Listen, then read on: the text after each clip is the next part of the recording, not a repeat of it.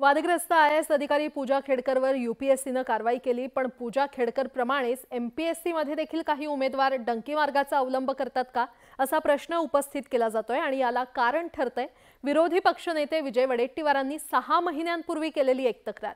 या तक्रारीत आता मुख्यमंत्री एकनाथ शिंदेंनीही दखल घेतलेली आहे। काय आहे हे संपूर्ण प्रकरण जाणून घेऊयात। MPSCतही पूजा खेडकर पॅटर्न, UPSC प्रमाणेच महाराष्ट्र शासनाची ही फसवणूक।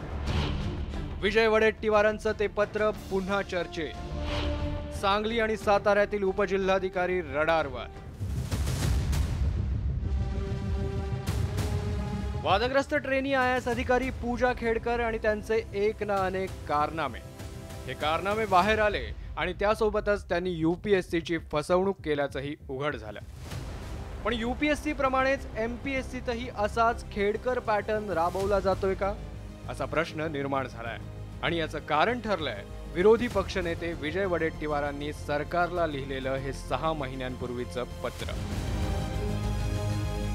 या पत्रात वडेट्टीवारांनी म्हटलंय की पूजा खेडकर प्रमाणेच MPSCतही डंकी रूटचा वापर होतोय। वडेट्टीवारांनी त्या 2 उपजिल्हाधिकाऱ्यांवर थेट आरोप केला होता। माधुरी कल्याण नष्टे आणि अजय कल्याण नष्टेंवर त्यांनी थेट निशाणा साधला होता। हे दोघेही सातारा आणि सांगलीत उपजिल्हाधिकारी म्हणून कार्यरत आहेत। या दोघांनी खोटं दिव्यांग प्रमाणपत्र दाखवून नोकरी मिळवल्याचा वडेट्टीवारांचा आरोप होता। या वडेट्टीवारांनी त्या पत्रात म्हटलं होतं की दोघांनी 80% दिव्यांग असल्याचं प्रमाणपत्र मिळवलं, पण त्यांचं हे दिव्यांग प्रमाणपत्र खोटं असल्याचा आणि त्याच आधारावर त्यांनी शासकीय नोकरी मिळवल्याचा दावाही वडेट्टीवारांनी केला होता।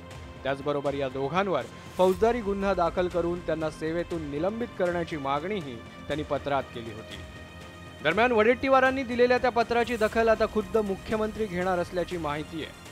पूजा खेडकर प्रकरणानंतर आता विरोधी पक्षनेते विजय वडेट्टीवार यांनी जे महसूल विभागाच्या सचिवांना पत्र लिहिलेलं आहे त्या पत्राची दखल मुख्यमंत्री एकनाथ शिंदे यांनी देखील घेतलेली आहे आणि या पत्रानुसार आता चौकशीचे आदेश देखील देण्यात आलेले आहे। त्यामुळे सांगली आणि सातारा जिल्ह्याचे जे उपजिल्हाधिकारी आहेत यांच्या अडचणीमध्ये चांगलीच वाढ झालेली आहे। दरम्यान वडेट्टीवारांच्या त्या आरोपांवर उपजिल्हाधिकारी अजय नष्टे यांनी काय प्रतिक्रिया दिली तेही ऐका।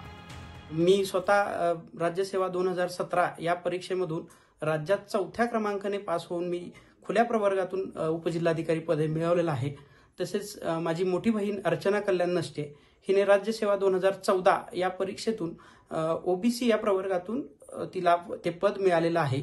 मी किंवा माझ्या कुटुंबियांनी कोणीही खोट्या प्रकारचं दिव्यांग सर्टिफिकेट आज अखेर कधीही काढलेलं नाहीये। पूजा खेडकर प्रकरणात एका मागोमाग एक धक्कादायक खुलासे समोर आले होते।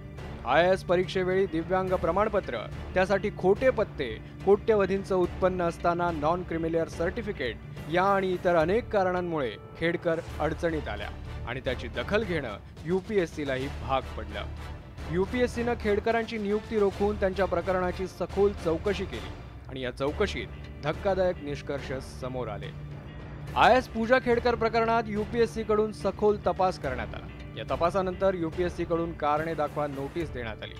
खेडकर यांनी जास्त वेळा परीक्षा दिल्या होत्या। UPSCचे नियम डावलून पूजा यांनी या परीक्षा दिल्या। ओळखपत्र बदलून, आई वडिलांचं आणि स्वतःचं नाव बदलून त्यांनी या परीक्षा दिल्या होत्या। इतकंच नव्हे तर ईमेल ID, पत्ता, मोबाईल नंबर आणि सही देखील त्यांनी बदलली। दरम्यान पूजा खेडकर हे हिमनगाचं एक टोक आहे। गेल्या काही वर्षात पूजा खेडकर सारखी अनेक प्रकरणं समोर आली आहेत आणि जवळपास 44 अधिकारी संशयाच्या भोवऱ्यात आहेत। ज्यांनी आरक्षणाचा सगळ्या प्रकारचा फायदा घेतलाय त्यांच्या सर्टिफिकेटची चौकशी केली जावी आणि जे दोषी आढळतील त्यांच्यावर कारवाई केली जावी ही मागणी फार पूर्वीच आपण केलेली आहे आणि अशा सगळ्यावर कारवाई झाली पाहिजे। एकट्या दुसऱ्यावर कारवाई होऊन चालणार आहे, सगळ्यावर कारवाई झाली पाहिजे। पूजा खेडकर प्रकरणामुळे UPSC भरतीतला धक्कादायक प्रकार समोर आला, पण आता वडेट्टीवारांच्या आरोपांमुळे महाराष्ट्रातही असाच खेडकर पॅटर्न सुरू आहे का असा प्रश्न निर्माण झालाय आणि वडेट्टीवारांच्या त्या पत्रातील आरोपात जर तथ्य असेल तर या प्रकरणाकडे सरकारनं गांभीर्यानं पाहणं गरजेचं आहे। Bureau report, news 18 Lokmat.